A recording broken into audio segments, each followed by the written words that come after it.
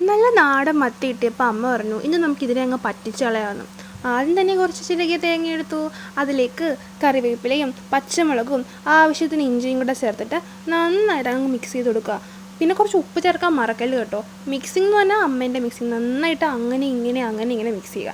ഇനി നമ്മളിത് മറ്റൊരു പാത്രത്തിലേക്ക് മാറ്റി കൊടുക്കാം. മറ്റൊരു പാത്രം എന്ന് പറഞ്ഞാൽ നമ്മൾ ഏത് പാത്രത്തിലാണോ കുക്ക് ചെയ്യുന്നത് ആ പാത്രത്തിലോട്ട് അതിലേക്ക് നമ്മുടെ മത്തിയും അതിൻ്റെ കൂടെയുള്ള പരിഞ്ഞിയിലും എല്ലാം ചേർത്ത് മിക്സ് ചെയ്യുക. പിന്നെ നമ്മൾ ആ തേങ്ങ തിരുമ്മിയ പാത്രത്തിൽ തന്നെ നമ്മൾ കുറച്ച് വെള്ളവും കൂടെ ചേർത്ത് വയ്ക്കുക. ഇതിലേക്ക് ഉലുവായും അതുപോലെ തന്നെ മഞ്ഞൾപ്പൊടിയും ഒരു ചെറിയ കഷ്ണം പുളിയും ചേർത്തിട്ട് ചെറുതായിട്ട് മിക്സ് ചെയ്ത് കൊടുക്കുക. ഇതിട്ട് ഓവറായിട്ട് മിക്സ് ചെയ്തത് കാരണം മീൻ പൊടിഞ്ഞു പോകാൻ ചാൻസ് ഉണ്ടെന്നാണ് അമ്മ പറഞ്ഞത്. പിന്നെ നമ്മൾ അടച്ചു വെച്ചിട്ട് ഹൈ ഫ്ലെയിമിൽ വേവിക്കുക.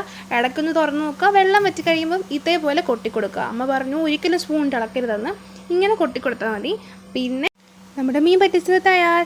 നമ്മുടെ ചാനൽ ഇഷ്ടപ്പെടുവാണെങ്കിൽ സബ്സ്ക്രൈബ് ചെയ്യണമേ. അതുപോലെ തന്നെ നിങ്ങളുടെ നാട്ടിൽ ഇതിന് എന്ത് പേരിലാണ് അറിയപ്പെടുന്നതെന്ന് കമൻറ്റ് ചെയ്യാനും മറക്കല്ലേ.